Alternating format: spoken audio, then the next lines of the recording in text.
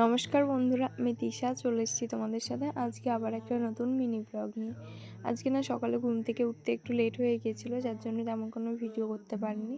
তো দুপুর দিকে গিয়েছিলাম একটু গ্যাস অফিসে, আর এসে খেয়েছিলাম আমাদের শিঙি মাছ এনেছে, তার একটু ডিম হয়েছিল, সেটা দিদি ভেজেছিল। আর তারপরে দুপুরের ভাতটাও খেয়ে নিচ্ছিলাম একবারে। আর তারপরে না একটু ঘুরতে বেরিয়েছিলাম। আসলে কালকে আমার সাথে ছোটোখাটো একটা অ্যাক্সিডেন্ট মতো হয়েছে, যার জন্য মন মেজাজ একদমই ভালো নেই। তো ভাবছিলাম একটু ঘুরে আসি, তাহলে হয়তো মনটা একটু ঠিকঠাক লাগবে।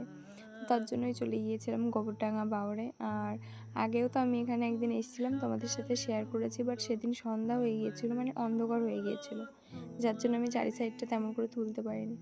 তো আজকে দেখো ওয়েদারটা ভীষণ সুন্দর ছিল, আর প্রচণ্ড হাওয়া দিচ্ছিল আজকে, একদম পুরো পারফেক্ট ছিল আজকে বাওড়ের ওয়েদারটা। তো কিছুক্ষণ বসার পরে আজকে সকাল সকালে বাড়িতে চলে এসেছিলাম। তো চলো বন্ধুরা, তোমাদের সাথে দেখা হচ্ছে অন্য ব্লগে। ব্লগটা ভালো লাগলে অবশ্যই লাইক কমেন্ট করে আমাকে সাবস্ক্রাইব করে একটু পাশে থেকো। টাটা।